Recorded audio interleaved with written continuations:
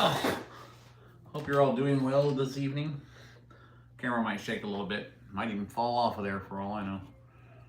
So, I am just gonna work on the wooden ship, and then I have to deal with the husky when they come barreling through the door. You ready to go inside now? All right, hold on. Come on, let's go. Come on. No. Sit in the house. Go on. There you go.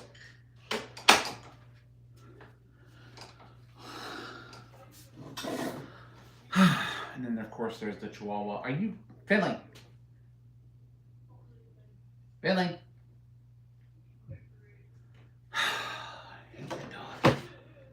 Huskies, I don't mind, but to be perfectly honest with you, that Chihuahua, I'm gonna make a trebuchet. Okay, well, let's. Now I should be able to see chat if anybody shows up. At least that's the plan.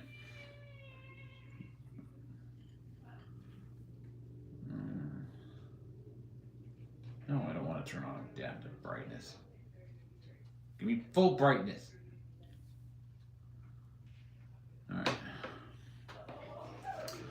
So, what I'm doing today is basically just working on the ship and just chatting with all you guys.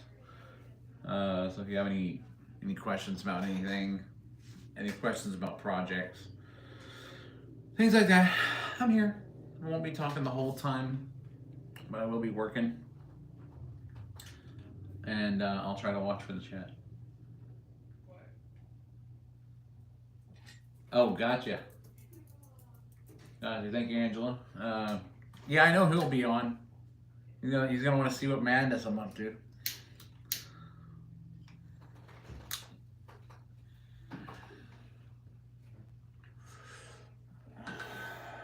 Oh, there's the Chihuahua. You ready to go inside now? Little freaking burrito. Let's go. Get in the house.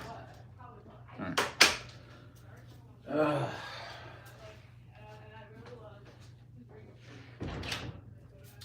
All right. Been one of those days. So,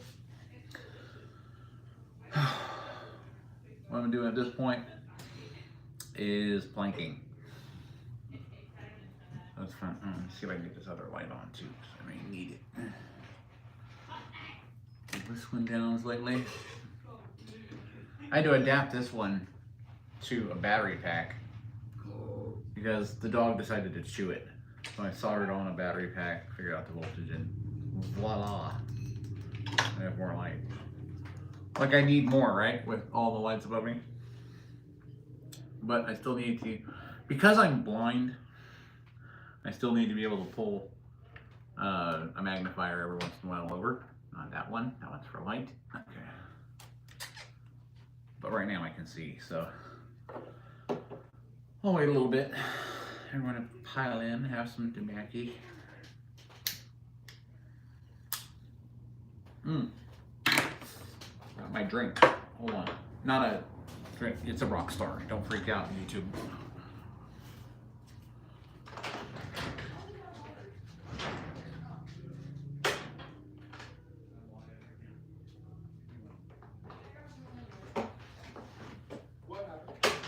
Alright. My nifty little holder over here that I printed. That's a cool holder, by the way. So,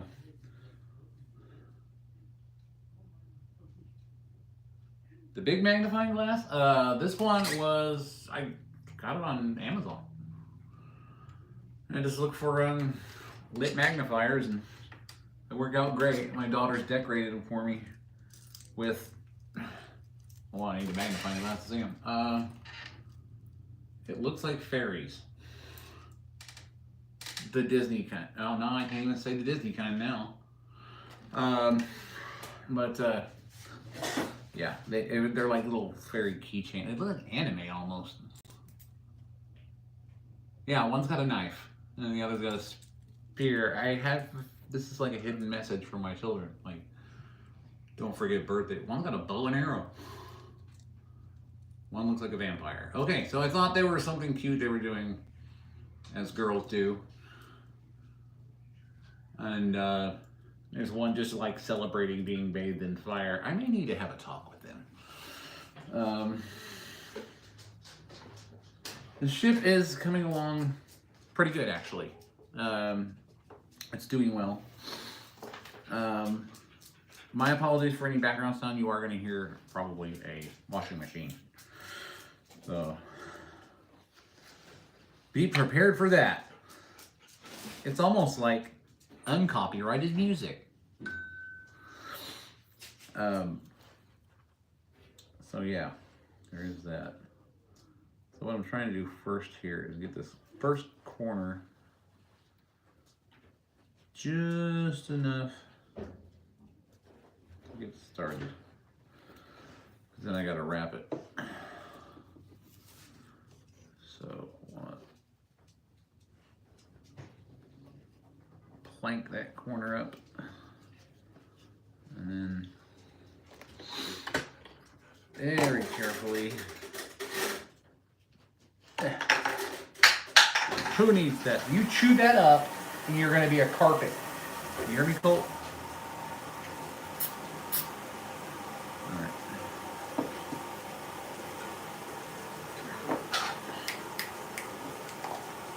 Yeah, take it back inside. Let me get this over here. Right now we're just planking. And I know that kind of sounds funny because I think people, there was like a trend going around where people were doing that. They were doing something called planking. I honestly don't know what it is. They're just like laying on stuff in the oddest ways. And I couldn't even tell you why. But apparently it's a thing. Apparently planking's a thing. So, can any more sound come up? Washing machine. Now the hot water heater kicks on. Whatever. It's okay. Now at the end of this, as I fully expect, my fingerprints will be covered in CA glue. But I don't know, for me it's kind of a thing, you know? I just kind of lay in bed at night and peel off my fingertips. You know, everyone's like, oh, there's ways to do that. You can do this much easier and this and that. And I'm like, I'm glad it works for you, whatever way you do it. For me, it's more authentic when it has some of my blood and skin stuck to it. So, now I do have a bottle that I do need to get ready for the fine line. So, give me one moment, please.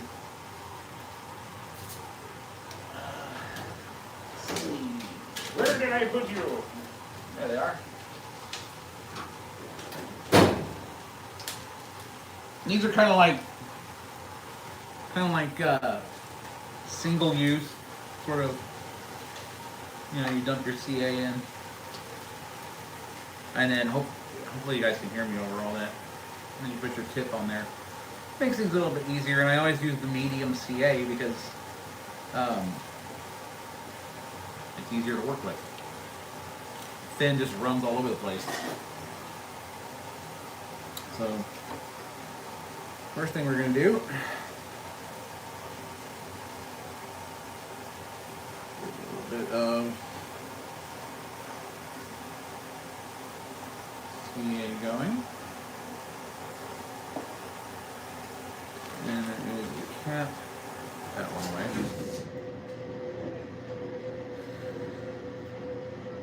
Everyone's just like, let's do laundry now.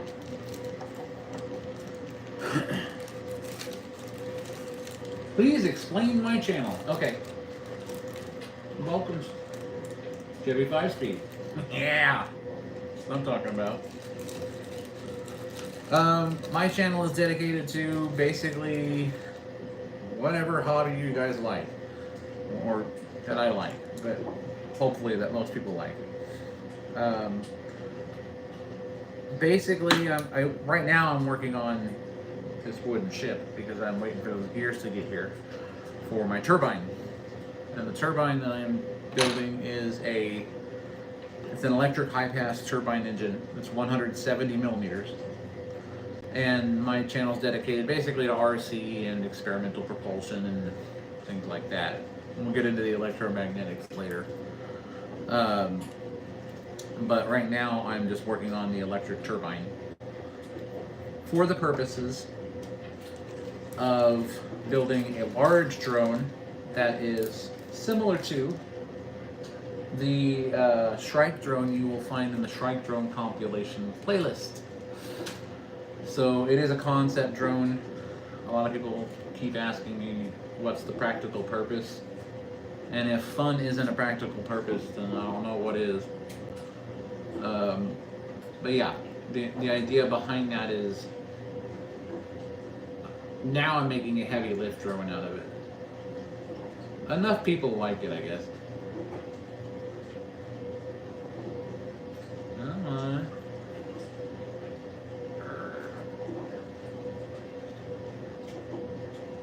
That's basically dedicated to hobby, you know?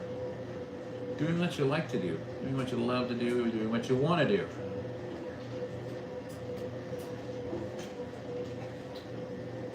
And it's that kind of thing that makes me happy. And if it makes everybody else happy watching, or if it's relaxing, or hell, even if it's annoying, I've done my job.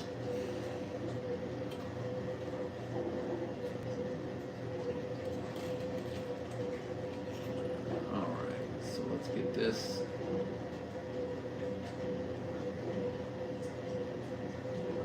This thin, medium stuff is tough coming out, but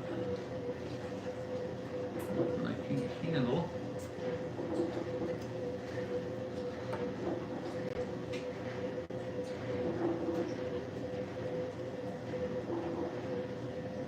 Get the plank set, and then I'll have to scoot over and trim the edges over here on the side, but I think I can do that. Loosen this. How else to explain the channel, to be honest with you? It's basically whatever I dream up. Like the turbine engine for one. And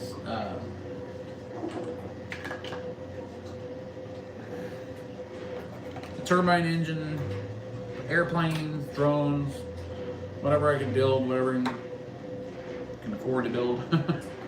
That kind of thing. So, yeah, that's what it's all about.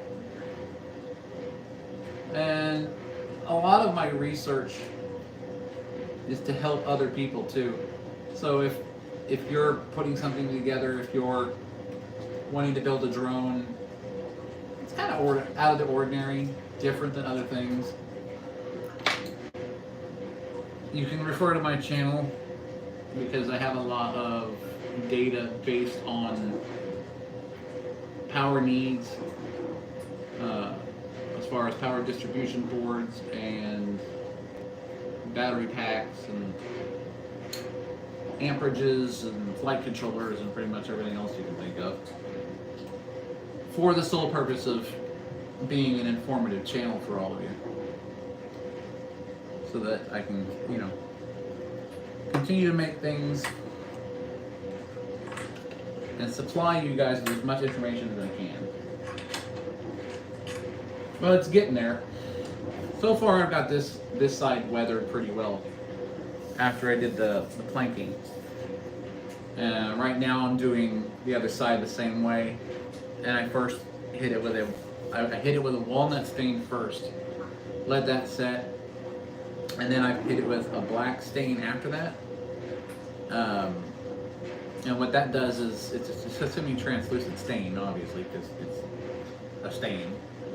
And when I sand it down, I love leaving the minor imperfections in how the planking goes on, because as you sand it, then you get those natural wear marks across the wood, and it imparts sort of an age to the ship as it's being created. So the idea behind a ship like this is not just detail, it's the imperfections that make it beautiful.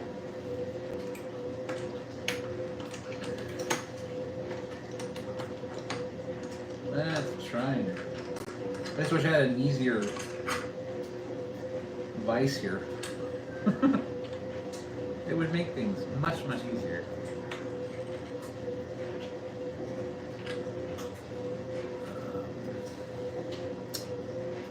Okay. So,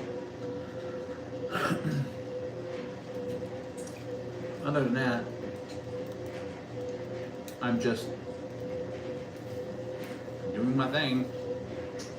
And now what I'll do with like a piece like this, I'll cut it to fit this tip area.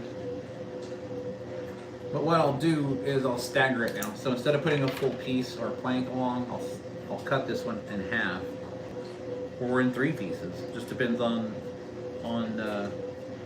what I want to do, and then stagger it so it looks like separate planks, because you just don't want the full length going down the ship. Adds more authenticity that way.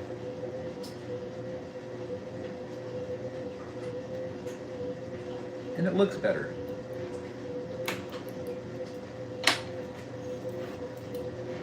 So once I have my angle correct,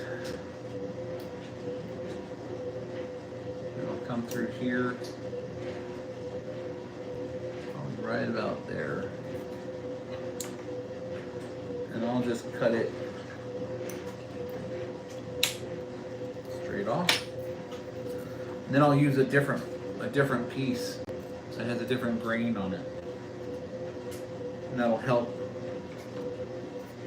with the authenticity. I wish I had a better camera so you could see the side that I'm working on. It makes it difficult. Sounds like they're playing Dead by Daylight in there. Or no, Phasmophobia, I think it is. My daughters like to commandeer my computer the moment I leave it.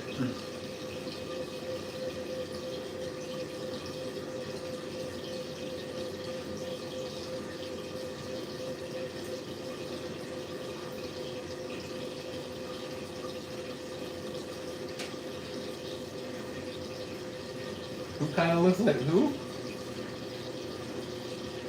Boogie 220. I have no idea. I don't know who that is.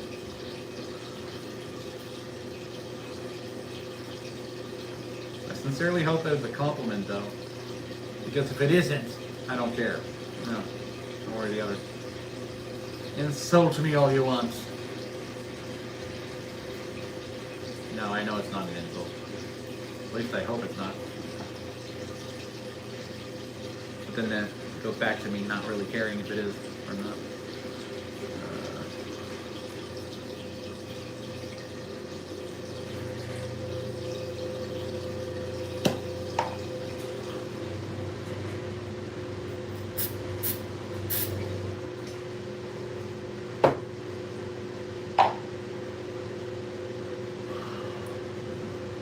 I'll let that dry up for a second.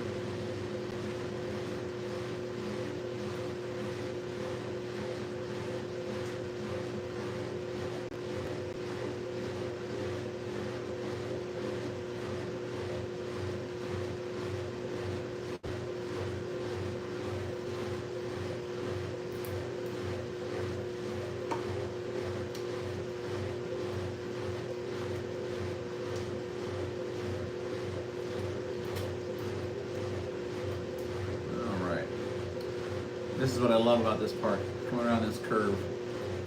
Because what it's going to do is it's going to pop up a little bit on the one above it. When I sand that out, and you fill it with another grained piece, and it just adds that wear look to it. So once I get to that point, that's what we'll do. So now this piece that I used has a specific grain on one side, but it's the same color, so what we'll do is we'll grab another one. They're all walnut, but they're all going to have different grains. So I'll pull another one if I can, and I will complete the strip along this side with a separate piece. And that'll give me that sort of authentic look I'm looking for.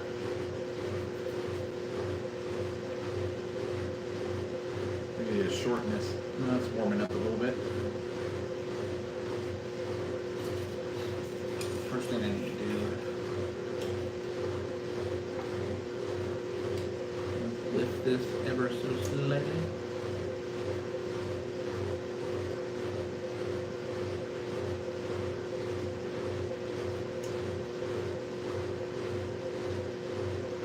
Start the other piece.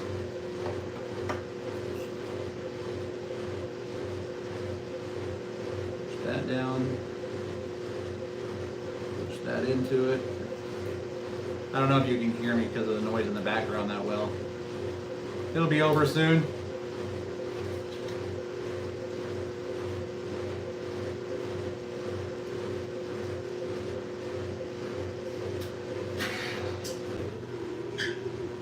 That was an odd sound.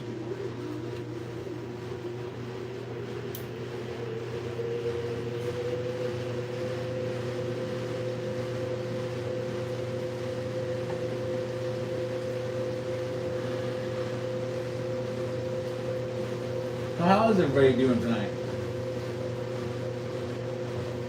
Everybody living the dream?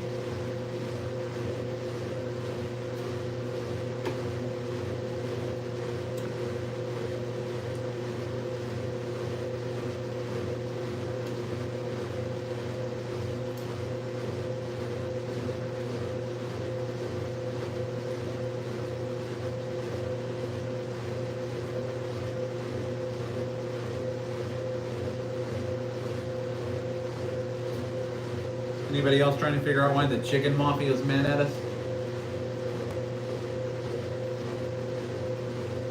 I paid a ton for eggs today. $11, I think, for a dozen. It's almost $1 an egg. That better be some damn good eggs, I'll tell you that.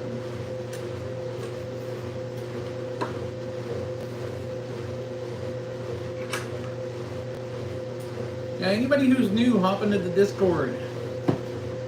A lot of stuff happens there. Most which I'm not privy to. So don't hold me responsible. No, I know, I've seen some of the stuff that goes on there. It's a good group of people. But you know how it is. Sometimes you get people who just don't like what you're doing. Or don't like success or something like that, or don't want you to succeed.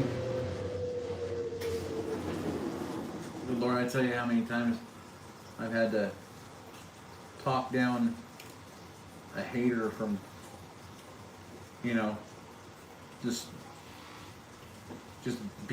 going on a rampage for no reason.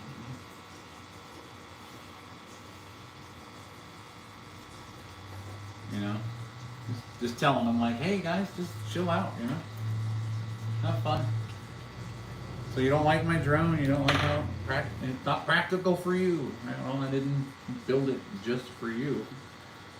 Built it for the people who are interested in this kind of thing.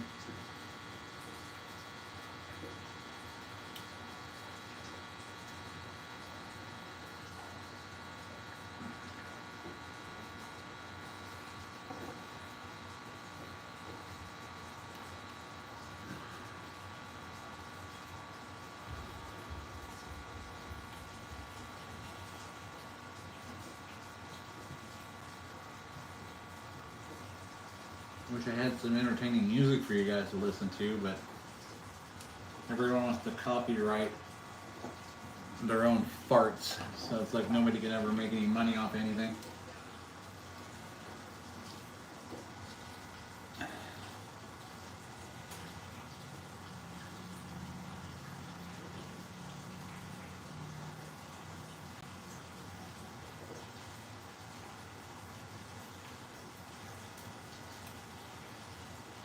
Very gently rock that razor back and forth.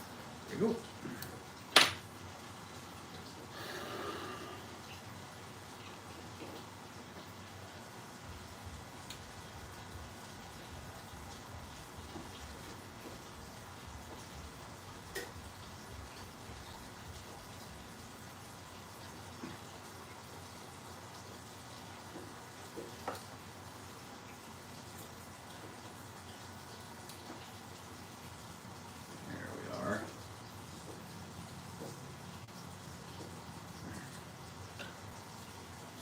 Okay, there's another one. Cut my finger off there. Alright. This is like your timer when you take a break. It'll gum up, you can't get anything out, and then you cut the tip off. By the time you get down to here where it's not useless as a tubule anymore to get a small amount out, then you know to stop. That's your insanity level. So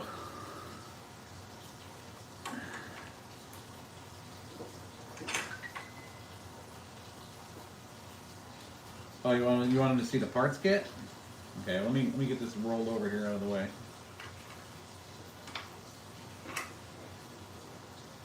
We can do that. Make a little bit of room here. See, always use a knife till it's completely gone. You're like, hey, those are shanks.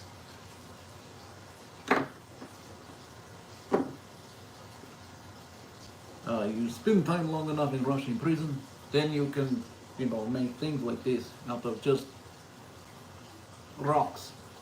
Things like that. Then bring it to America, adopt the American accent, and then start building models.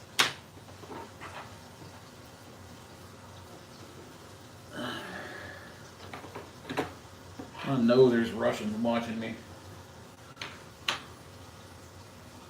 It's okay. До свидания, comrades. I don't even know what I'm saying. Alright. Okay. So, the great part about this ship is it's the Black Pearl. You all know that, right? I don't know if you'll be able to see this very well. This is one of the deck cannons. So it's more of a full cannon. Can everybody see that okay? That's not going to zoom in on it. Hold on. There's a delay, so I can't see a damn thing. Anyway, what I'll do is I'll just try and bring the phone over here and show you. That was easier. At least this way I can see what I'm looking at, right? So, got the golden lady. She'll sit at the bow. And yeah, I had to paint her. She didn't come like that. We've got the anchors, the pewter anchors. We have the deck cannons, and then all the walnut for the deck cannons. These cannons here are cool. They're only half cannons, but that's because they go into the portholes there. So after you get the doors on, you know. Plus they need to be painted. They almost look like they're salt worn already. I almost don't need to do anything to them, but I will because they need to be darker. And then I'll add that salt wear and that salt buildup. These barrels are just really, really tiny. I'm gonna try and zoom in because this is hard to do. It's not letting me focus. There's such detail in the little barrels, and this is for the rigging. This is also part of the rigging, but you can see how small the beads are. It's just incredible. I think a couple of them broke. That's all right though. I'm sure they gave us extra. Let's hope. This is the pewter Poseidon pieces that go on the back. That's some blue tack when I was adjusting or setting the wires for it. This is for the rear cabin deck supports. And then there's the bell. Come on, focus. Focus. It's a beautiful little bell. And then that rear plate that goes above the deck is just absolutely gorgeous. This is for the lighting here. So I think just regular CR 2032s. Some more rigging here. And then some more tack blocks here. Yeah, and then these little, oh, these are cool too. These are for some of the stair railings. And then, of course, you have, I'll show you the rest of it. Ugh, I'm old. Okay. You've got the brass for a lot of the brass pieces for the cannons and the doors. And you have all of your pieces for the staircases and the windows. And like I had shown before, I had done a lot of modeling work on where is it? I'm somewhat backwards. Okay, those windows where I kind of rounded the edges. So I kind of hand rounded the edges to kind of give them a little bit of some wear. But this has like literally just everything you could think of for. It's got the deck grates for the hollow throws for the decking. Has all the masting, and it does come with the rigging rope, which is just a rope they spun, and then the sails are cloth. And then I gotta follow all this up here for getting it all put together, and follow the rigging examples here for the tie-offs, because they have the tie-offs here for the rigging. Everything has to be hand tied, and it kind of shows you how to do it. And here's where it shows you how the mast is to be set up. And then I have to hand tie all this. And then it shows you up here how to tie all that. So, yeah. It's pretty cool. It's a decent kit. And the ship looks really good. I already have wiring kind of put in here. I've channeled it so that I can put this planking over. 2 lights are already installed, on the deck for the cabin, on the back of the ship for the cabin. And then I got to finish getting this all done here, and then put the rudder on, finish planking this out, because at first you have to put these deck boards on, and that was fun because I had to soak those. These you kind of just sand, and then that filler kind of gives you that wear. That what I'm looking for is the wear from it constantly going forward through rough seas, and kind of wearing that down. And I'm gonna have that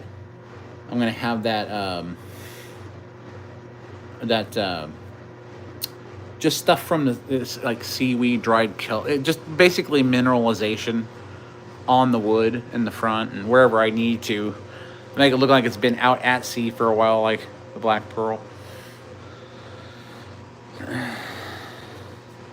Yeah.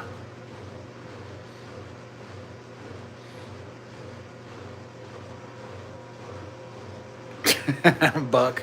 Are they giving you a hard time?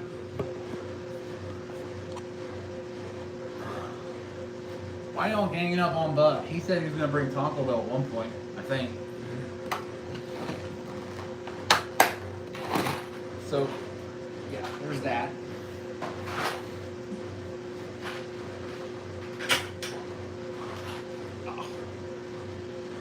Oh yeah. Messed up my back yesterday. I was trying to get a forklift into the building across the street, the warehouse, and the chain came off the door itself, and it's locked from the outside, so I had to unlock it from the outside. And normally I would just lift the gate up and then go inside, grab the chain, and lift the door the rest of the way. but the chain fell off the gear track, so I had to lift the door manually all the way up. And normally that stuff's easy, but hey, you ever get to the point where you're thinking like, you know, I could do that easy, and your body goes, no, you can't, not anymore. You feel all that? That's reality for you. So yeah, just I pulled something in my back on the left side, but that's life, right? You just gotta smoke pot and move on. I mean, yeah. Sorry. For all the people who find that, for some reason, morally unethical, my apologies. And for those who I have offended, I don't apologize. And for those who I have offended, I'm not sorry. And for those who I haven't gotten to yet, wait your turn. No, but I love all you guys. You're awesome.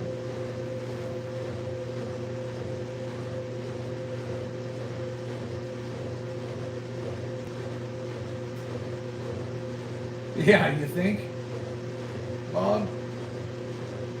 Don't give me challenges like that, man. I got a subscriber that does that to me. It's like, you know what I want to see? And I'm like, well, yeah, we'll get to that. And then I go to bed, and I'm thinking to myself the whole night while I'm trying to fall asleep, this son of a bitch called me out. Now I gotta do it.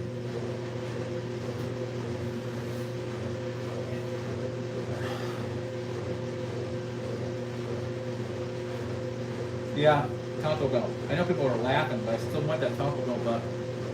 Buck, you said Taco Bell, and I'm gonna hold you to it. Either that or somebody offered you up for the Taco Bell. Either way, I'm still waiting for it. Oh, let's take a break for a moment. See, I've got plenty of planking for this. And I've already done, I'll just set this up so you can kind of see it while I'm taking a smoke break here. So you get kind of a better view, hopefully. I've done the interior. Not only did I have to do the planking underneath this planking, not only did I have to plank the planking, I had to plank the inner walls as well, of course, because it wouldn't look right? You know, if I didn't do that. I had to get everything ready for the staircases. I gotta do some sanding and a little bit more staining. And there's just gonna be a lot of deck detail work to get done. Up here I kind of started on the walnut, and then I'm gonna kind of put some of the black stain kind of wear marks, make it look sort of like it's been worn in by years of walking across it, so on and so forth. And then I'll smooth some of those areas out, just like you would see on a ship like this at this age. There's a lot of detail that's going into the top, obviously, of this, and it's all going to be this walnut that I have to basically get it wet, heat it up, and bend it so I can get it around these corners. And then that's just the first part. And then I have to do the top of the deck, or top of the pole on the banister. And then you put up all the little legs for it and everything, which those are actually here. So you have them all. They're laser cut out. But you have to round them and do the detailed work on them yourself. So basically what you're doing is just popping them out of this, and then you're having to hand sand and get everything rounded and worn to make it look authentic.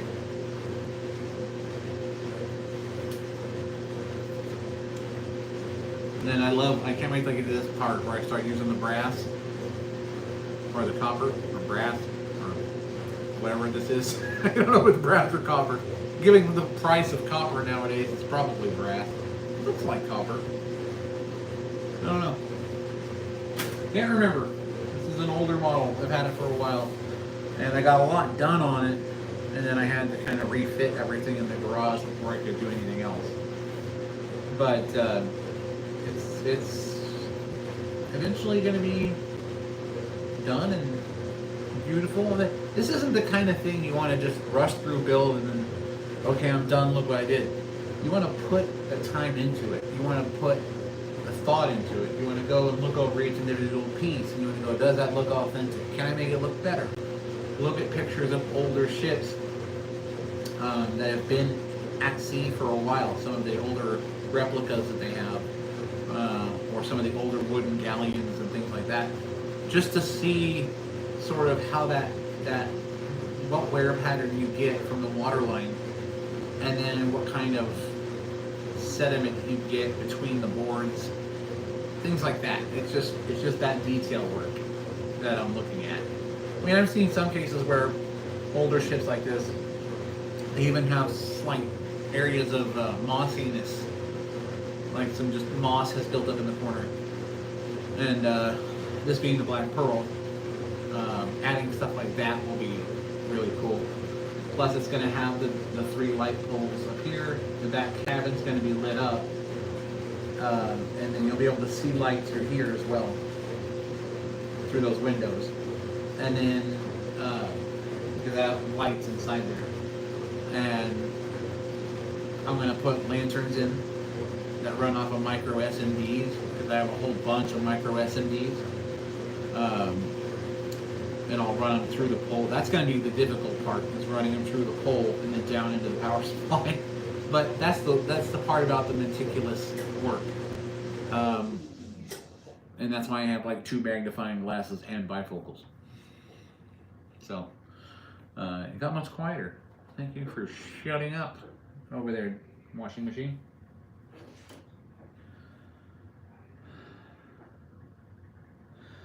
Thank you. The weathering did turn out pretty good. It was more of an experiment because of the fact that I had never done this before.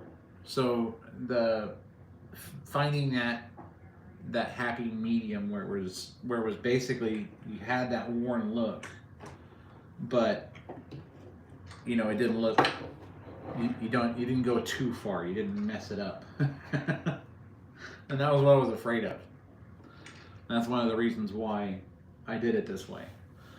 And it's because I wanted that smoothness from wear, but I wanted those worn spots where the wood would swell over time, and then it would wear down. You would lose some of the color in it. And that's what I was going for. And fortunately, the way I did it, it came out pretty good. So I was happy with that. So now I'm at that stage where when I'm done planking the other side, then I've got to stain it with walnut first, give it a light sanding, and then start getting ready for the black staining, and then let that sit for a while and dry, and then sand it down and try to get everything color matched to the other side, and then start working on the doors for the guns on the side, and then start working on the deck railing up at the top, and just kind of go by the book. The book there's a book that guides you through it for the most part, and it's not that bad. It's got a lot of pictures, which for me is perfect, and it has all the detail work you have to do. You can see where I had to plank the entire body before I even put these other planks on. Then that railing at the top, I don't know if you can see that. Hopefully you can see that. The detail on the railing. So that top railing kind of shows you what you have to do as far as heating and bending the walnut to get it to cooperate, so that you can start putting your detail work on. And you can see kind of where at the bottom they kind of put it together, and that's those square pieces I told you about. They kind of left them squared in the image, so But that's not something I'm going to do. What I'm going to end up doing is I'm going to end up rounding those like they should be, or at least rounding the corners slightly so you have that wear detail. I mean, because it's not going to have sharp edges. None of them's going to have sharp edges. None of them would have sharp edges. So that's the part that scares me the most. I think is the not so much that part, but bending the walnut. I have to take a piece of it, I have to soak it in some warm water, and then I have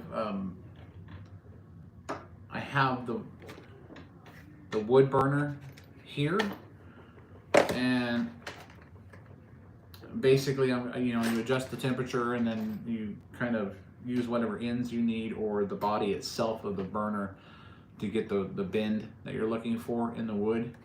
As it's wet, it has to be wet, obviously. Anybody who's worked with wood would know that. Those who don't, you have to wet the wood. And that's how they make a lot of, they make a lot of furniture with where the grain of the wood is bent. And you're like, well, how'd that happen? Trees don't grow like that. Sometimes they do.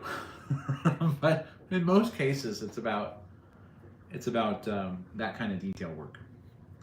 Getting everything perfect, and this may not be perfect. Like I said, this is the first wooden ship I've ever done. Much like my oil paintings, I don't paint. I don't particularly know how to paint. So I tried it, and I can show them to you. Would you all be interested in seeing the oil paintings? I have 3 that I did. Well, I had more than that, but the 3 that I kept that are on the wall in the house. If you guys want to see those, then let me know, and I'll bring them out. And I'll bring them out and I'll set them out here. And if you guys are interested, I'll show you. So hold on 1 minute.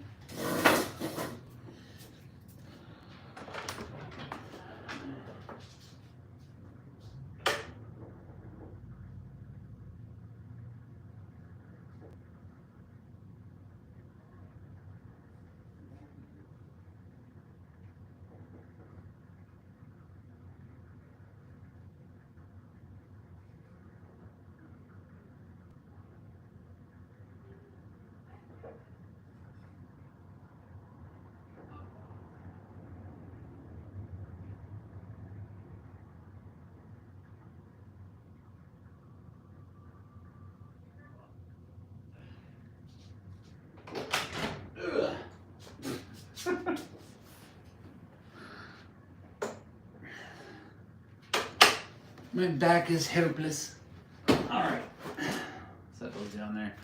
Okay, so I'm gonna try and get these on cam so you can kind of see all of them. This first one I did. Now, what I was practicing was the wet on wet technique. You know how Bob Ross shows us where he hid all of his bodies. Basically, this was sort of just a frozen lake with kind of a frost covered trees and stuff like that. So it's probably not obviously one of my best ones, but it was one of my first attempts at mixing the colors and getting the dimension of the tree and everything like that. So it's not a bad painting, because my wife said, you're not getting rid of it hanging on the wall, that kind of thing. So that's one. And I can get some more detailed images of them later if you guys are interested. There's only 3 so far. So this is something I started when I was practicing the mountains, using a scraper to do mountains. And again, I'm not a painter. It's not something I've ever really done. So doing it for the first time and then seeing the result, I was like, wow, I did that. And everything had to start with a certain base so you could get your clouds, so you could get, all the detail you could get out of it.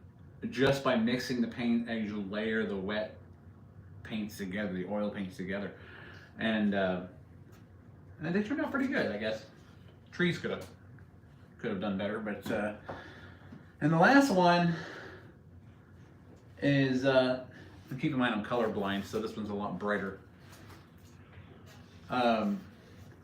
This was one of the ones I liked the most from what Bob Ross had done, and this is just sort of a camp scene where you have a campfire in the background and you can see the fire and the red just kind of reflecting off everything.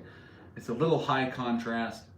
You got the tree here in the foreground and the water here, and then you've got the grass and the dirt leading up to the fire pit, and some smoke obviously, and the trees in the background.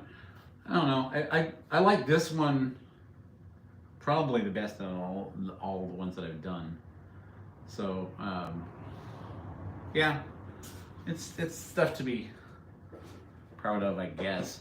Everyone's asking me to pick up the paintbrush again, try something else, but I've got so many things that I'm doing. You know, it's like I don't even want to work on my car anymore. I want to pay somebody to do it now. When I was younger, I was like, yeah, let's build a hot rod. And now I'm like, nah, you build it, I'll just drive it.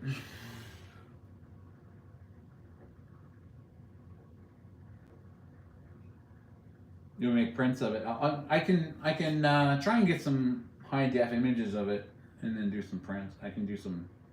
I'll try and get some prints done for sure. If you guys are interested.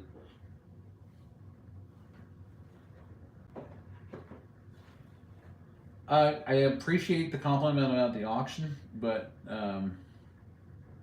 my wife would, you know, if I sold any of my paintings. One of them is that acrylic that I have sitting over my table. And that's one that I did, and that was just more of an abstract acrylic that I did of a moonlit kind of walkway, you know? So, yeah.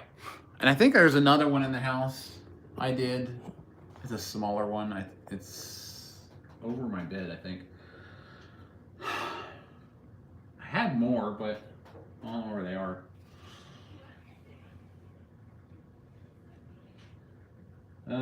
Buck Wheeler, my color instructor. My freshman year was colorblind. I'm also colorblind. Couldn't understand how that's a good question. How does a colorblind person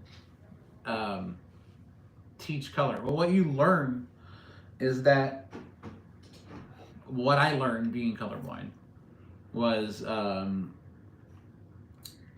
it's tone.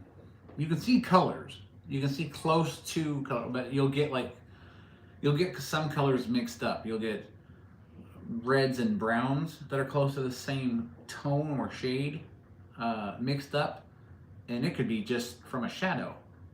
And you're gonna be like, that's brown, and they pull the shadow away and it's red, and you're like, oh crap, okay. So that greens, light greens and browns and things like that, they just kind of meld together. You learn under specific light, it's easier to tell. So for me, that's why I have so much lighting here, is because when I'm doing stuff like that, or if I'm doing any kind of work with color, I just can't.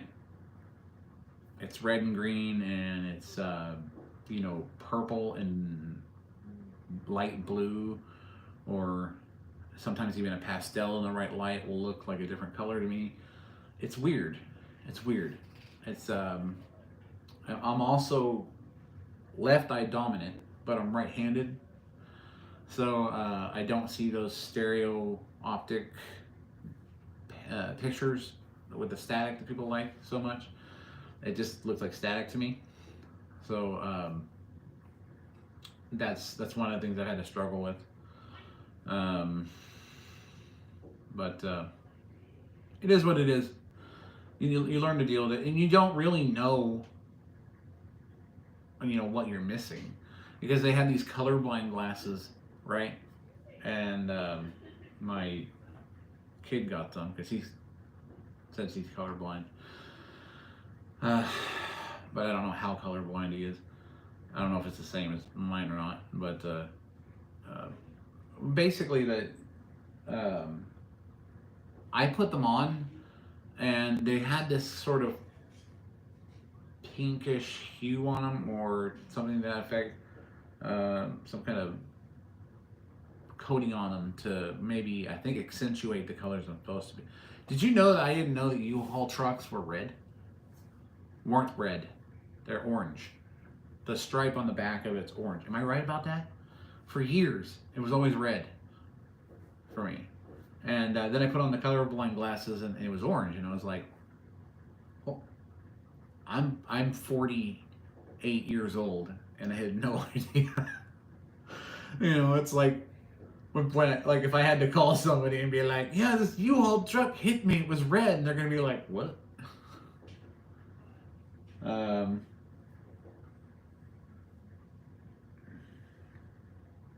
Yeah, it's about having the time. It's about having the time to paint. So PXD, they are orange for sure. Like the glasses weren't fooling me. I don't know how much delay there is in the chat. I'm watching as well as you guys are on another pad because I can't see the front of the phone, obviously.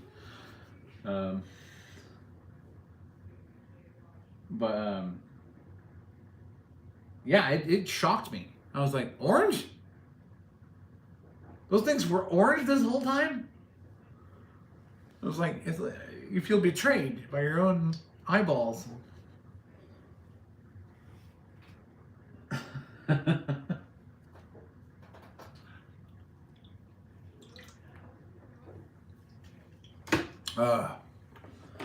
Yeah, I was shocked. I was shocked about a lot of the colors I saw. But I also have, like I said, that left eye dominance. So it's like I have the worst possible vision of anyone I know. And to top it off, I was homeschooled most of my life, and I had to go to my teacher.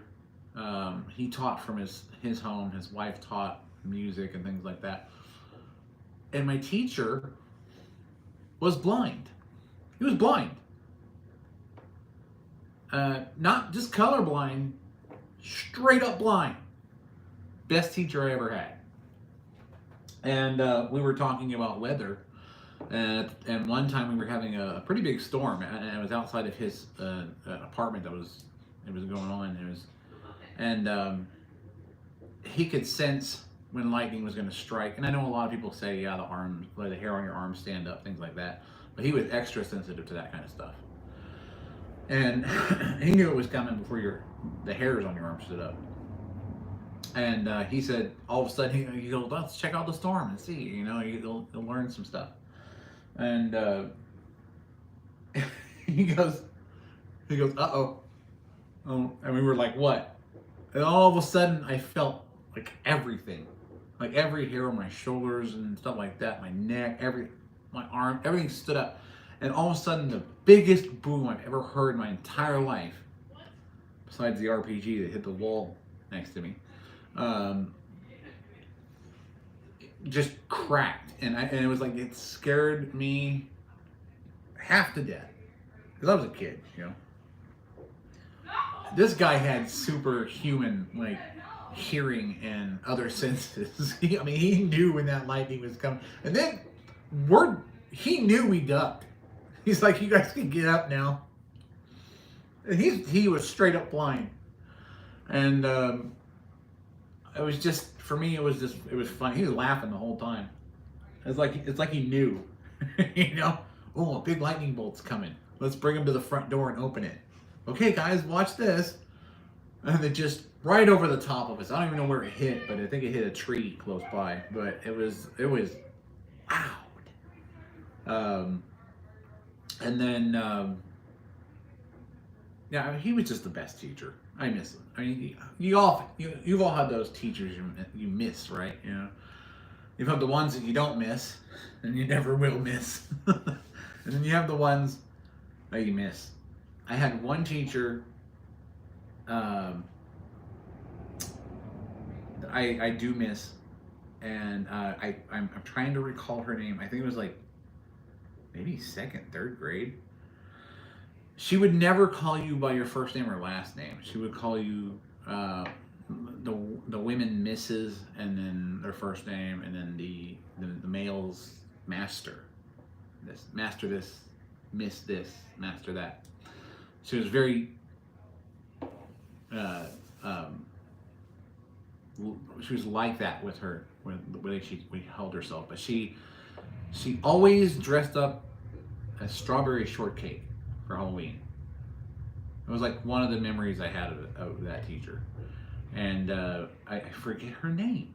It was oh my gosh, I wish I could remember it, but that was a fond memory of actually being in a school, because after that it was all homeschooling, you know, and then eventually, you know, you grow up, and when you're being homeschooled, and your grandmother has sold the house that you live in, and it's just you and your brother and your grandma and your mom, and you're living in a motorhome now, and you're like, how do I get out of this? I thought, ooh, war, that'll be fun. So before that though, you know, I had a relationship where I had my first two daughters. I wasn't married or anything like that, but they're grown they're in different states now, and they did some. I guess they got into some trouble when I was in the military, and sometimes that's what you get for leaving your kids with some family, you know. I was trying to get away from everything my family once was to build the family that now is, and now I'm married, have been for 16 years, not to that lady, by the way, but to a wonderful Norwegian Irish woman, who will very happily hurt me if I do something wrong. But hey, that's what you get, right? And we have two beautiful daughters, and I have a stepson, and he's, you know, grown, getting ready to move out on his own, and it's like I'm starting to see, you know, time catching up with me. I'm thinking, man, did I get enough done? How much time did I waste? And it's like you kind of reflect on that, and I do a lot of that while I'm working on this, you know, thinking about the kids and how everyone's doing, you know, the ones that are out and about doing their own thing, and I've basically raised 6 daughters and 1 boy, so I am mentally exhausted for the rest of my life. Just so you know. But, oh! PXC, you're gonna love this one. Puff Puff, as he says, it's tobacco! Besides, I bought gummies earlier. I don't have to smoke anything right now. Mainly because, to be honest, if smoking the flower, it can make the tinnitus worse. And I already have a relentless, unending screaming in my ear that I've had for the past 20 years because of the military. And I don't want to make it worse, but it never ceases. Even now, I've even gone as far as trying to match the frequency with a frequency generator, and it's well over 2200. Was it kilohertz, megahertz? I think it's megahertz. But it's really high pitched, and it's supposed to be outside at least close to outside the band of what you humans are supposed to be able to hear. And so when you get that high, so if you ever heard a really high pitched sound that was close to outside of the frequency band that you can hear, it hurts. So that's the sound I have constantly, and you feel it, not just in the eardrum, but you kind of feel it behind your ear, kind of halfway between your you know, the base of your spine, or the base of your skull, and the ear, the outside of the ear. It's sort of just right there, and it is a relentless, unending screaming. And to be perfectly honest with you, if I didn't have the ability to sort of tune it out, I probably would have. It would probably would have driven me insane by now. Although my doctors think it's a cause of my stress, because they're like got me on high blood pressure medication, and they're like, and I only smoke the pipe for, every once in a while. I do it every day, but I don't smoke it like I used to smoke cigarettes. I used to do like a pack and a half, and I was like, I don't want to do that anymore. So I figured if I do this and I don't inhale it fully, I just kind of let the aroma kind of, satiate that sort of fixation with the smell and everything, that it would help. So that's what I do. Yeah, they're done. Put them in the dryer and get out.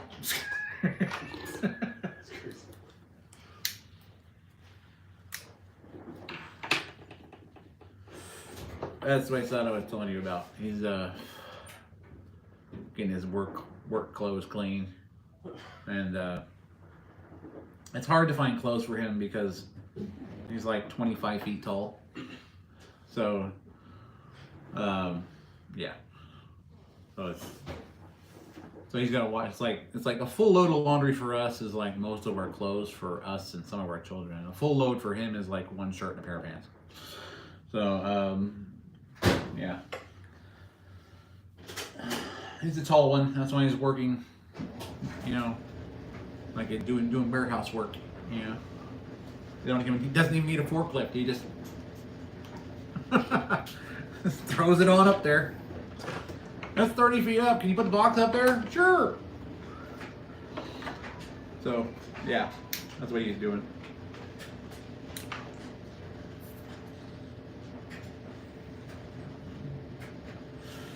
So, you do what you can.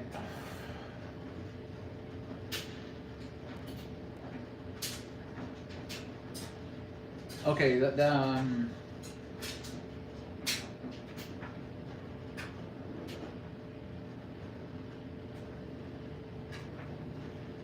I'm reading the chat, so I apologize for the silence.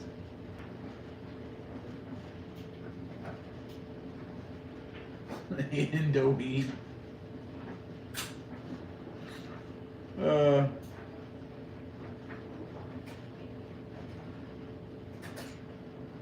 Yeah, the ringing is worse with it. And I don't know if it's because when you smoke it, it goes directly to the bloodstream. And when you consume like an edible, or you're gummy or something, it does go through the bloodstream, but it's absorbed through the bowel. I think it's easier on the bloodstream as far as blood pressure goes, or maybe nerves are concerned. It could be that I'm just sensitive to the strain. So I'm constantly switching up strains to try, and I've steered completely away from anything sativa. Just because the indica kind of calms you down.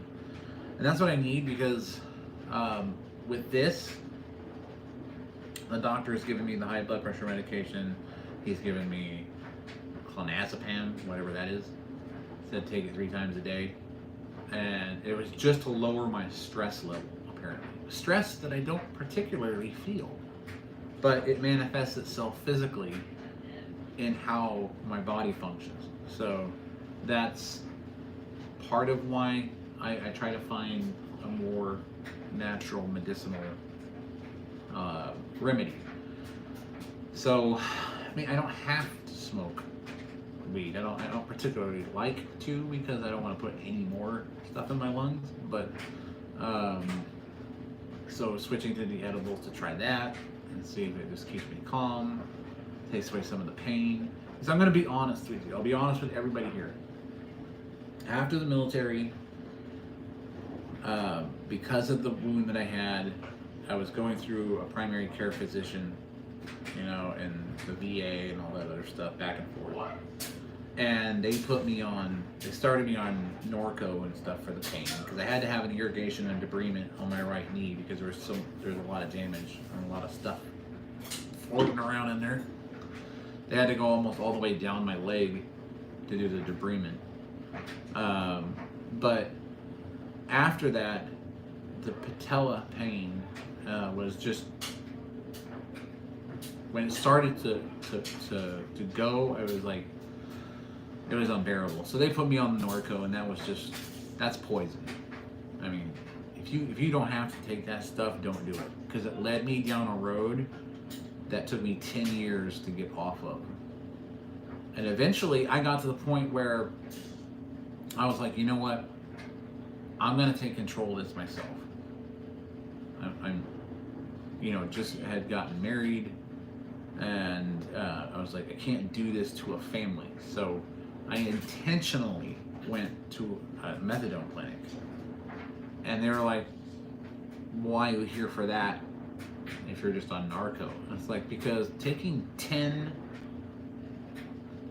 of the yellows, the big boys, a day was going to kill me. And I didn't want that to happen. So, and I had dealt with withdrawal is death. It feels like death. I don't even know how to describe it. Psychologically, your mind is craving that substance just like it would food or water if you were starving to death or dying of thirst. Your body reacts the same way. And the pain. And I knew I was going to have to pay back all that good that I stole with a lot of bad. And it was going to be a lot quicker. Because you don't notice how long the good lasts because you feel good. But you notice how long the bad lasts when you're paying it back. And they put me on a specific, started me off at I think 40 milligrams, which I thought was way too much of methadone. And I made them wean me down slowly over time, once a week, until I was down to the 1 milligram. And they were like, you can just stay on this. I'm like, yeah, I bet you'd love that, so you could collect the insurance money. I said, no, this is it. And then when I was done with it, finally done with it, took the last dose of the 1 milligram, and that was it. And now I thought, cool, I made it, I'm done, I'm good. But I hadn't felt good really the whole time I was coming off of that stuff, because even using the methadone to wean down, you're still in a state of pain, because you're in a state of, my body's trying to, it wants it still, it knows it's getting less. So psychologically, you're not only dealing with it, you're dealing with it physically. And it's horrible. So for literally 2-3 years of weaning down until I was done, I was in a constant state of discomfort and pain, and it was just horrible. And when I was done, for the first few days I felt really good after the last dose. And 39.5 hours without a cig. 39.5. He's down to 39.5, 4, 6, 8, 7. He's like, yeah, you know. But I'm telling you, it was just, even after I was off, and I've been off of everything for, besides cannabis, for almost 5 years now. And my body, I didn't know that my body was going to have to learn how to feel everything again. So I became almost like I had the hypochondriac. Anytime I felt something that was off, I was like, what is that? And it would have been simple, like IBS or something, and it just didn't feel right. And it took a long time. It took a very long time. And I still to this day struggle with a lot of pain from what I went through, in the military. So the cannabis helps, but I mean, I'm up in the morning, I make my coffee, and I take my morning high blood pressure med, and I have to take an omeprazole, or not my high blood pressure. I have to take 1 clonazepam in the morning, and I gotta take the omeprazole for the acid reflux. And then I have to, then I take an 800 milligram ibuprofen, and then have my coffee, start my day, start getting things going. But people ask, it's like, how do you sleep well? And I'm like, I don't know how to answer that because I wake up in pain every morning. It's just something you learn to deal with, to the point where when I'm working on stuff, in the shop, and like if I break like a piece of like support material or something like that, and it's real sharp and it slices my finger open or jams in, I'm still working on the piece while I'm bleeding down my hand, because I'm used to the pain. So, and I just figure, well, I got to finish this, and then I'll pull that out and fix it. But it takes.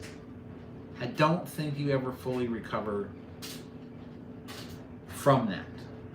You're going to carry that pain forever, and I don't want to discourage anyone who's trying to get, off of whatever substance they might be on, but it's well worth it to get off of it, because then you're not tied down to one place. You can go places. I mean, everybody, what I'm talking about. If you've ever been addicted to anything, you know what I'm talking about. It was about like, can I go on this trip? Can I go on this camping trip? Am I going to have enough stuff to get through it without getting sick? I went through all that. My family and God Himself saved me by giving me this family, because it gave me something to fight for, because I wasn't willing to fight for myself. So God gave me something to fight for, and it worked. And I still deal with a lot of pain, but it's sometimes you get to that point where pain reminds you that you're still alive, and it starts to feel good. So yeah, I get up in the morning and be like, oh my gosh, my back, and I'll be like, feels so good to be in pain, know that I'm alive. It's sort of like, loving your enemy. It's just something you have to do. So, well, that's enough of my life story. I'm sorry I had to spill that one on you, but I felt like, my viewers, they know what I do, they know why. Okay, so why do I do it? Why do I do all this? I consistently have ideas in my head. My mind doesn't stop. And the tinnitus is probably part of the reason why. So, and I have a desire to understand everything. The universe, how stars work, how the universe works, gravity in general, which, by the way, is like totally weird. We haven't figured out how to simulate gravity.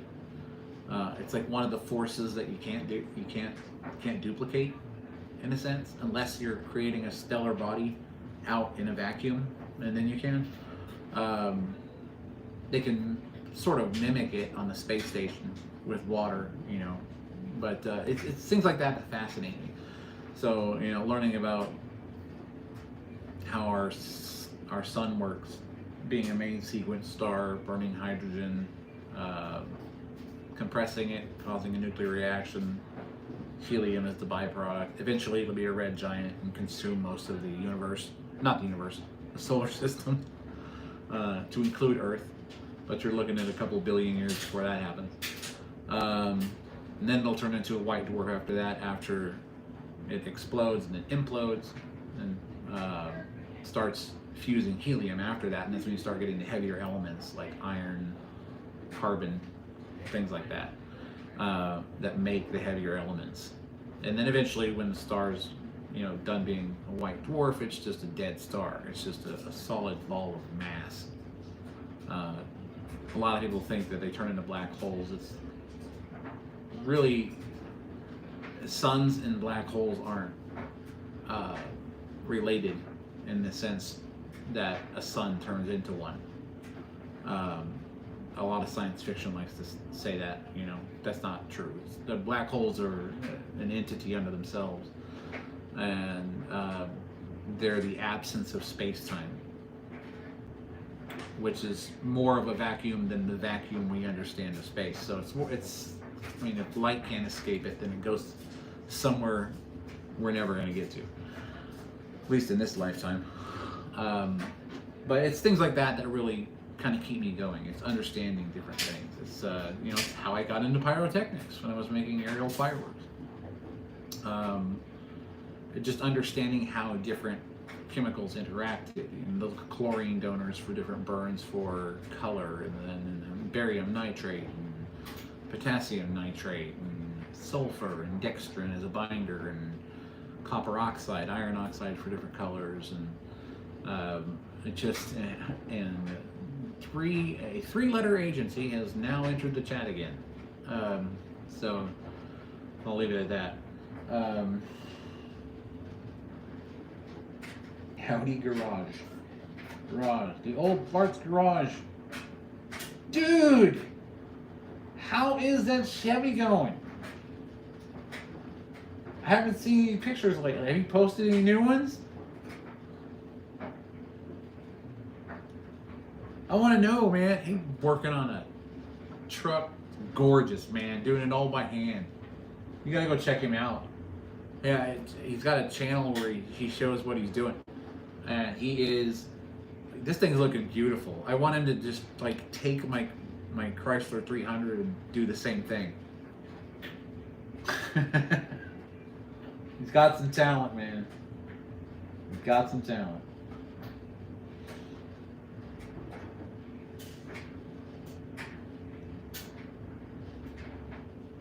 Show some more wires.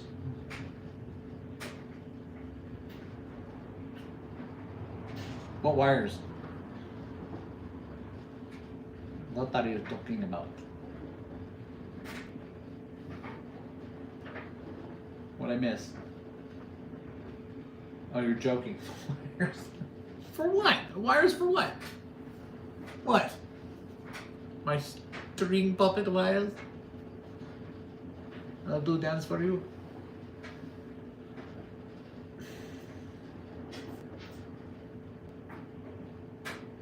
Yeah, you know, lucky you moving out of state. Like, why? Take us with you? Why you gotta leave a friend down in the bowl, man? Don't leave me down here.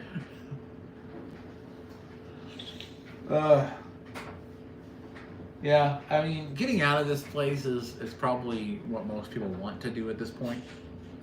Because, you know, without getting too political, it's not a fun place to live. And everyone's like, yeah, but you got LA and Hollywood. I go, yeah.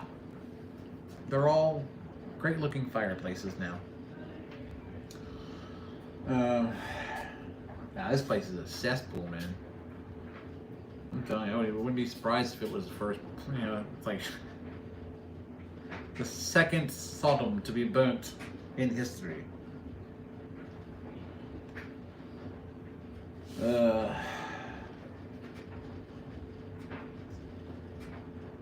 Yeah, man, I gotta go to your channels here. But when are you picking it back up? If you haven't finished it, how are you gonna get it where you're going? Because last time I saw it, it was. I think you had the bed on. Did you have the bed on? I can't remember.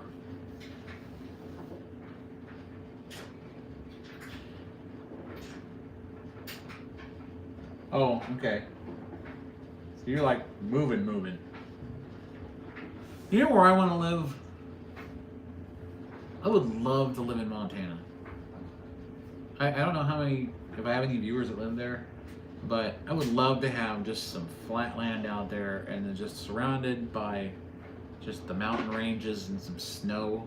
Because where I'm at, we get snow at higher elevations, but never where we are. And it's not like you can ever afford to even get out of this elevation. So, I would love to move to Montana and get just as much land as I could out there, you know, which right now would be only a couple of feet. But I would love to, just so I could build a shop. And I know PXD's like, hey, we got a runway up here for you, man. I would move somewhere just so I had a runway to take off from. Because a lot of the stuff that I'm going to be building in the future is going to require a runway. And then in some cases, not. The goal is to eliminate the runway. That's what the turbofans are. And, oh, did I tell you?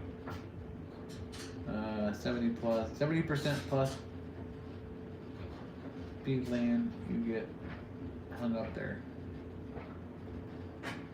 What do you mean? Like, just get stuck there? Like, wouldn't be able to leave ever? Or what?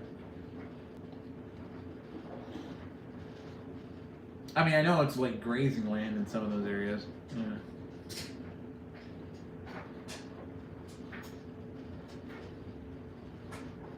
Oh, you're gonna haul it. I see what you're saying. You're gonna haul it behind you. So it's at least to a point where you can haul it.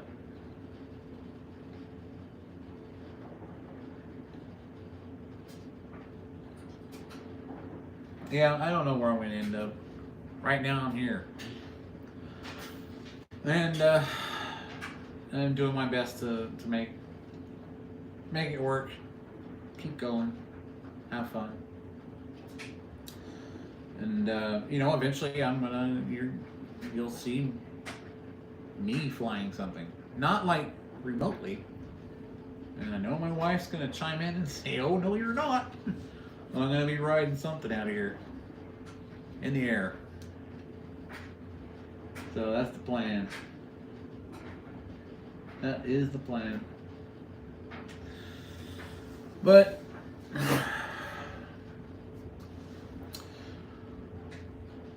so what's on the agenda?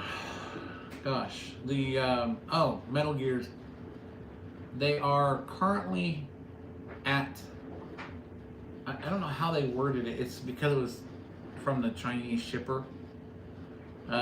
It made it to Compton, then it made it to the destination for delivery, or the delivery destination. Not my mailbox, but I'm assuming the postal service close to me, which distributes the mail down to where I'm at. So I'm guessing I may get the gears tomorrow, possibly, or Monday, so we can spin up the turbine and critique the work they have done on the 3D printing. Now they went through this. I saw the whole process. I didn't physically see their whole process. I saw it in writing as they were doing it.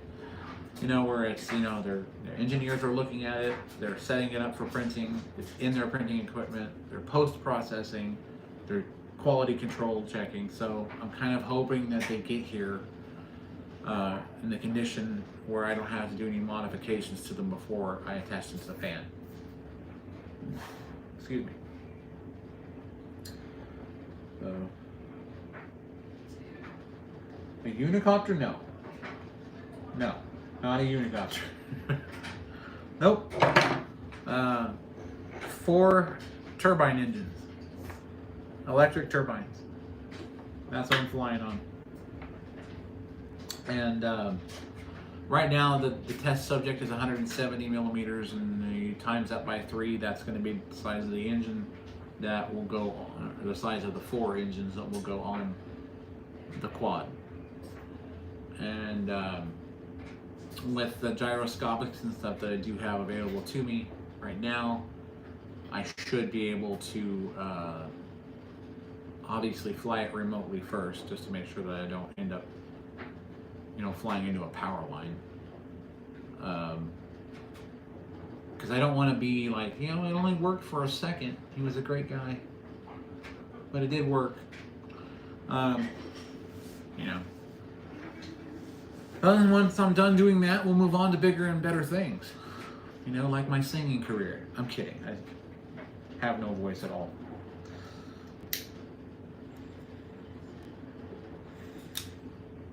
So, there is that. You want to show? How dare you? It's not. Oh, you mean the fan? Okay, I got you.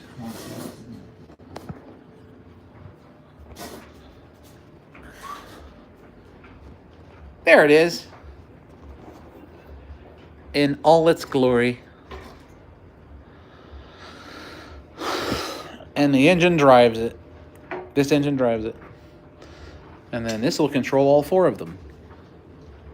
Because there'll be four of everything. So, and this thing sucks. So, now I don't mind a lot of FMS models. There's a Fox glider I want that's like got a 96-inch wingspan. I can fly that one. But that P-51, oh no, you didn't want to cooperate, did you? Did you? Did you? No, you didn't.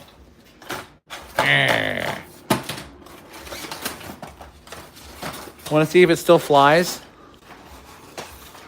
All right, I think it's fairly stable.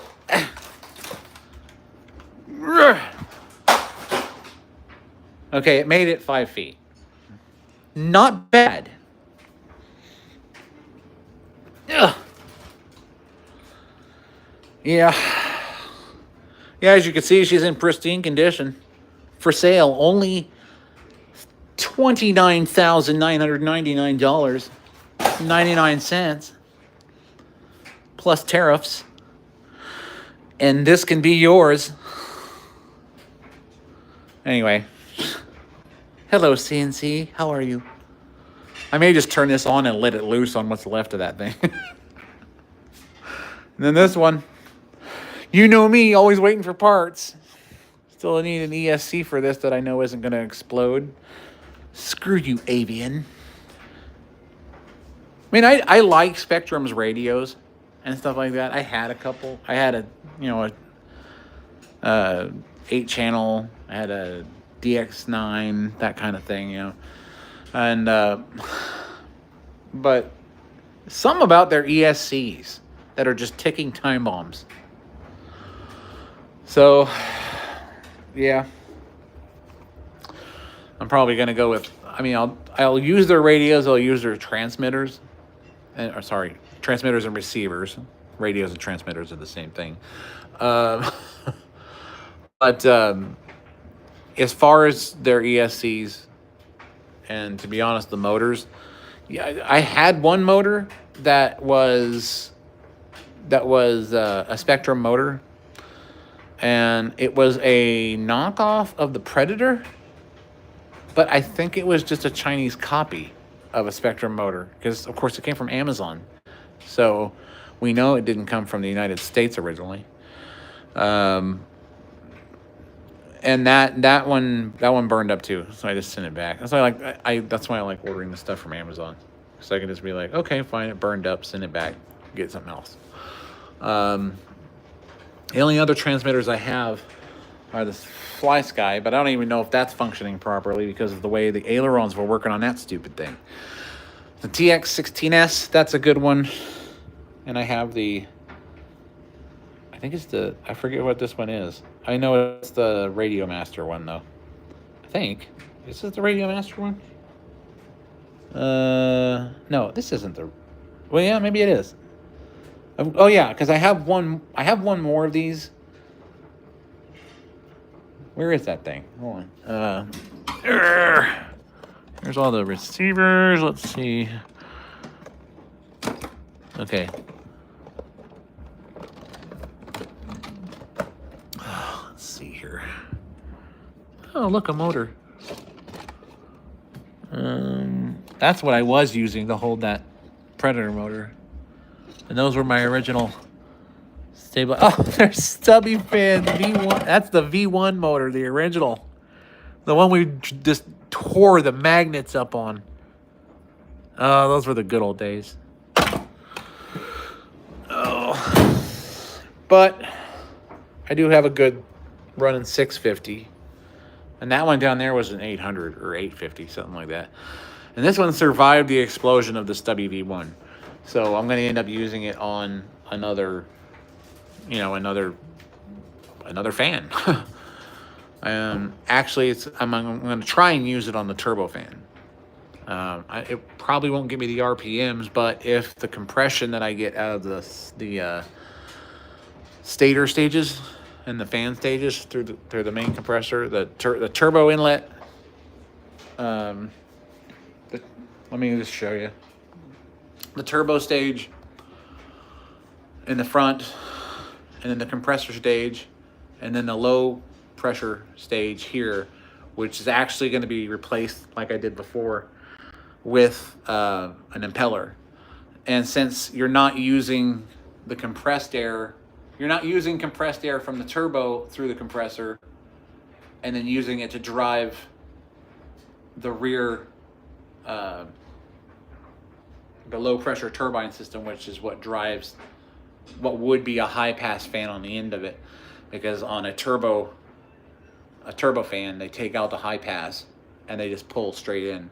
So that whole front section would be where the high pass fan would be, and then the compressor stage. But the compressor stage isn't using any fuel, so everything's going to be on the same centralized rod straight down the center, and have 2 sets of bearings.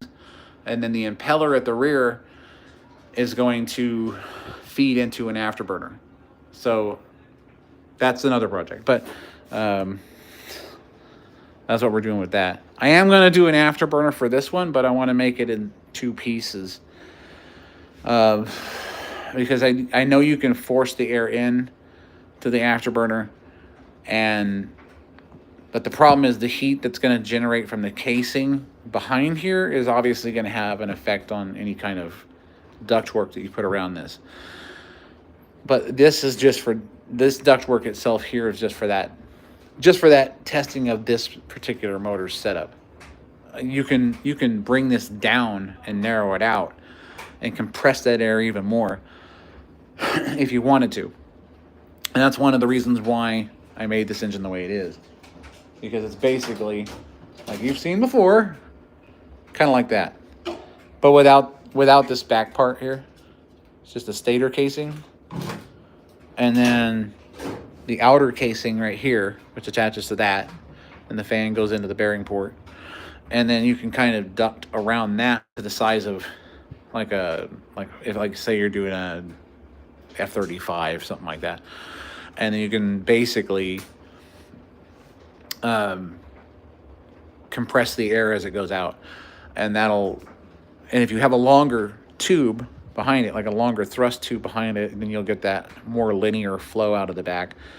And if you have a constrictor or something like this, like a rotating aperture, you can constrict the flow and then do what you want with it. Now, ultimately, I would love to do all this in 3D printed metal parts or CNC parts, but I'm stuck with FDM printing because I've been looking into different solutions for metal printing as far as metal printers go. And everyone says the Maker Forge is a good one, I think. There's a couple different ones that I could choose from, but I wanted to sell organs in order to get them. Unless somebody goes, hey, you've got a bright idea, I'll invest. Then I've got to basically deal with FDM printing, and then dealing with people who do have the services where they print things in metal for you.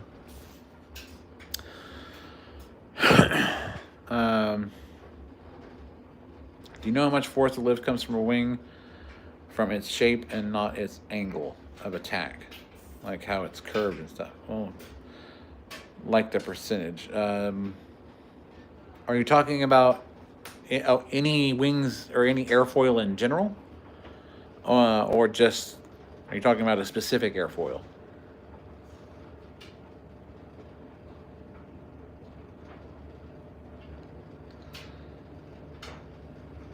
Because you're asking me, do I know how much force? And that's all. That's dependent on the style of airfoil that you're using, which this could be a good example because it's the same as the wing root.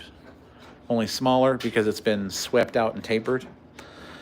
And the angle of attack on this, if you look, it's not straight with the elevator at the rear. It actually does have a bit of angle of attack to it, angled up about a degree, maybe 2, from the base of the wing root at the rear to the front of the airfoil. So basically taking into consideration the shape of the airfoil, there's a database that you can look at that'll give you different airfoils and their effectiveness and what lift they can generate with a standard length wing. And then you take that airfoil into that design for the airfoil into Fusion 360 and you do a sketch, and then you sweep it along your path using a guide rail, and then you measure the area of the wing, and then you measure that area, and it'll tell you at what speed, depending on the weight of the aircraft, that it's going to generate lift for the aircraft. In this case, it's about 20 miles an hour. And that's why I put a 90 millimeter EDF in there.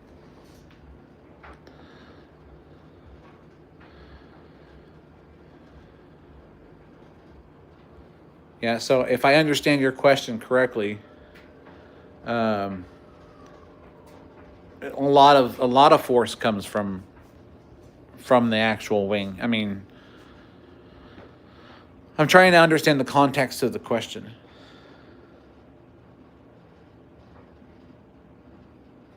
Well, it's mainly from, well, it's kind of both, because the shape of the wing is going to cause a higher pressure at the base of the wing. So you're gonna cause a vortex up here, or a vortex down here, depending on how the wing's designed.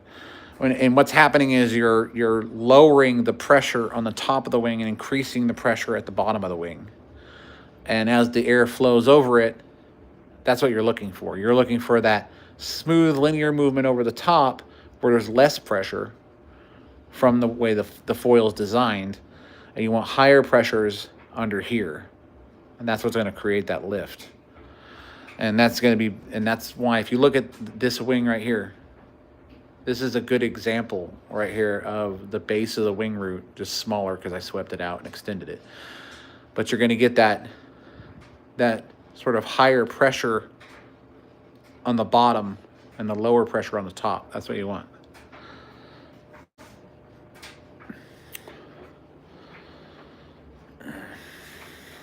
Right, P is the air density, the flow, or flight velocity, correct. NSS, wings platform, area, CLCL is a lift coefficient. Yeah, and it's based also on the air density at sea level. Most calculations are done at sea level, or so many feet above sea level, when you're doing an airfoil design. So you have to take that into consideration. So realistically, if you want to create a wing and you're wanting to generate a specific kind of lift, find that you can look it up. It's just airfoil DAT files is what you're looking for, DAT. And then you take that airfoil and go, I want this airfoil because it's designed for a glider, because I'm building a glider. And then you just pull that in and you go, okay, oh, I see the general design. And you sketch it on one plane. And then off of that plane, you're turning on 3D sketch, and you're going from the center of this point to the center of this point, from top to bottom on each side, and you're pulling it out to your wing design. And then you sweep it out using a loft or a sweep to get your wing.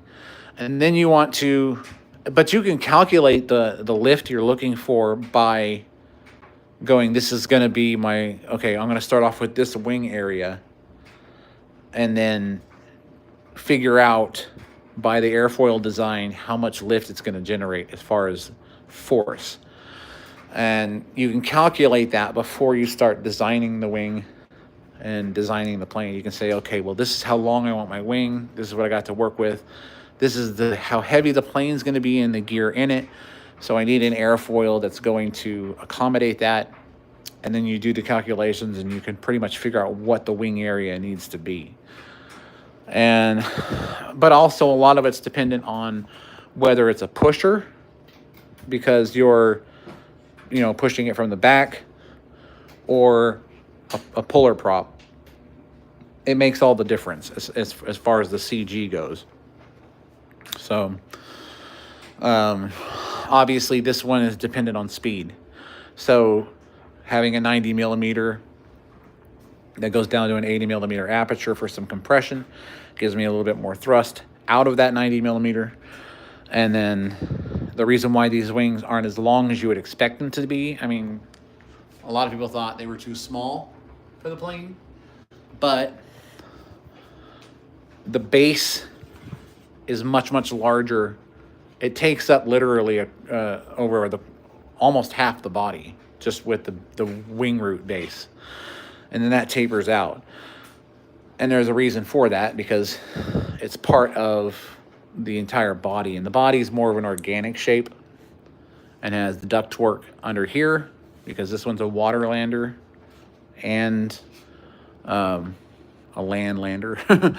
So large airfoil in the back so that I can have more authority and stabilization and be able to put in less control inputs with smaller elevators. And rudders I'm not too concerned about, because most of my ruddering is going to be through a fin that I yaw here. And it's just the way I designed it, so it can take off from the water and land in the water, and land back on the ground and skid through the snow if it needs to. Just experimenting with different things. I just like to do it, because you look at it and you go, well, that doesn't look like it's going to fly very well. And you'd be surprised. I mean, let's be honest. I think this is going to fly a lot better than that one did. And that one was designed specifically to fly. But this thing, I don't know. These small warbirds, these tiny warbirds, they're just not... You can't... They're hard to control. They're very, very hard to control. And my only thought on why it was so sensitive is that you'd have to take the servo throws and put them down to damn near 25%, just so you didn't overcorrect when you were flying. It's like you got the expo set at 40 and the throws set at 30, so that you don't overcorrect. This one's a little bit different. I am going to have to have a lot. I'm going to get off my plane. Where's your ticket? This one's going to have a lot of authority because it's a little bit smaller. But I'm counting more on how the rudder and the yaw control works with the elevator and the ailerons together at speed, because I don't think it's going to need much authority to make turns. I think this is going to be plenty. And that's why it's farther out, closer to the wingtip. And it glows. You're like, who cares? It glows. All right, fine. I'll show you. Oh no, I've got lights on. Hold on. No, stop it. Turn that one off. Turn this one up. And then, where are you at? Now I can't see anything. You guys can. I can't. Okay.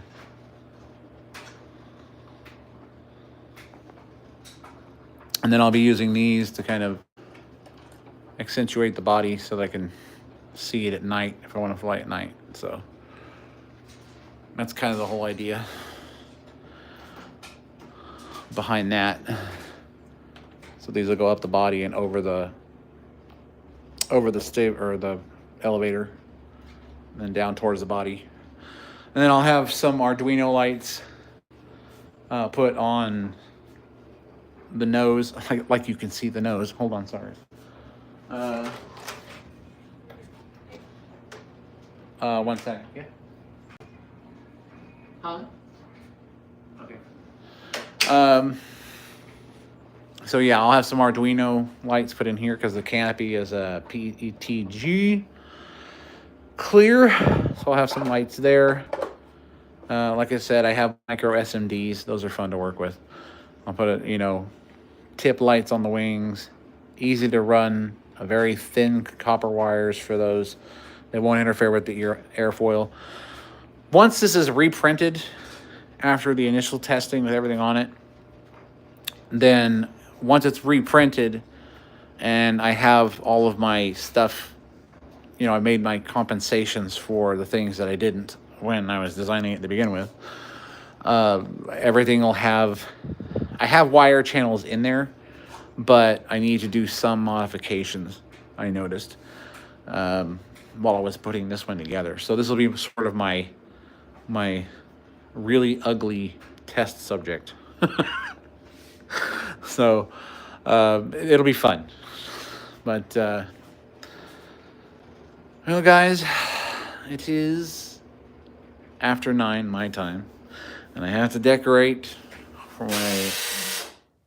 Thank you for the interruption, dryer.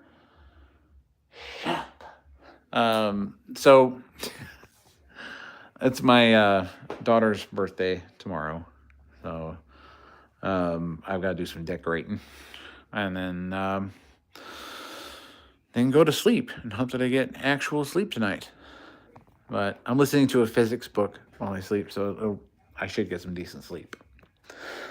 And you know what? If you ever wanted to listen to a book at night while you're sleeping, I recommend Time Travel by James Glick on Audible, because that one is really, really good. And I don't know, it's the way he reads it to you. You get the idea, and you get all the theories that they talk about throughout the book about time travel, things like that. But that helps me sleep. And then I have that physics one I'm doing right now. Sometimes I listen to, Neil deGrasse Tyson, Stephen Hawking, the theory of everything, that kind of thing. Einstein, a lot of books from him I like to listen to. It just helps me sleep. I don't know. Trying to absorb that information while I'm falling asleep helps me sleep. It distracts from the screaming that never seems to stop. But before I close it out, I just kind of want to say to everybody that I hope you can see me. I got a lot of projects. It looks chaotic, but for someone with my brain, it's fairly organized. So be prepared next week, because I know that I'm getting those metal gears. It's got to be tomorrow or Monday. And then we're going to run stubby. And we're going to get past half throttle this time, because it's not an FDM printed gear. It's aluminum. And that thing is going to scream. I'm telling you, that thing scares me even at half throttle. If you watch that floating ring gear short that I did, because of the floating ring gear idea that I had, it took some of the knocking noise out of the engine if you compare it to any of the other times that I ran it. And it got a little bit more high speed, and it basically was terrifying. But it's so exciting. I love that kind of fear, because I've had a fan blow up on me. You guys have seen me hold these things and just blow the American flag around with them. Just running them at full speed, holding them under my arm, getting my shirt sucked into it, that kind of thing. Those are the days. But again, like I said, Frankenstein plane. I like that. We'll call it that. But again, I want to thank you all for just all your support and being here and always dealing with my insanity. And then we will do this again. I'll put up... Actually, I think I'm probably going to go... As soon as the package gets here with the gears, I'm going live. And I'm not even going to open the thing. I'm going live. And people will be like, oh, no, you got to, make sure you cover up your address. And I'm like, I don't care. If someone's going to try and rob me, I mean, I ain't calling 911. You've seen the memes where people are like, I hear something downstairs. This is the night. Second Amendment. We love you. So, yeah. Anyway, the point is, I'm going to show you the gears live so we can go over them and see the quality. We'll compare them to the original gears themselves, and we'll see how much better they are. I'm kind of hoping that they're better, and that the layer lines that were on the FDM are pretty much gone in that.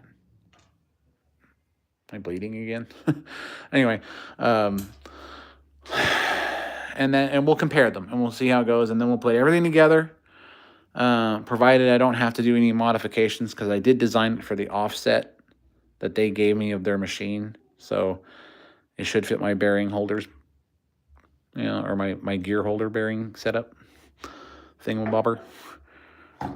Those things, which go into that thing, and then goes into that thing, and then spins that thing. So we'll go over that when it gets here. Trust me, you're going to be the first to know, because as soon as that package hits the door, I'm coming out of here and starting a live. And then I'm going to sit here for 10 minutes and wait, and I'm going to be like, gears are here, gears are here, gears are here, where's all the people? Gears are here. So you'll all get to see it. So have a wonderful evening. Thank you all for your support. Thank you for being here. Thank you for watching me. And hey, Garage, don't forget about me, man. Send me some of the other state you're going to be going to, so I can have some sense of freedom in California. Send me the soil from lands afar. Gosh. All right. Love you all. We will see you soon. Be looking for that live. It's going to pop up out of nowhere, because I don't know when the package is going to get here. So have a good night, and I'll see you soon.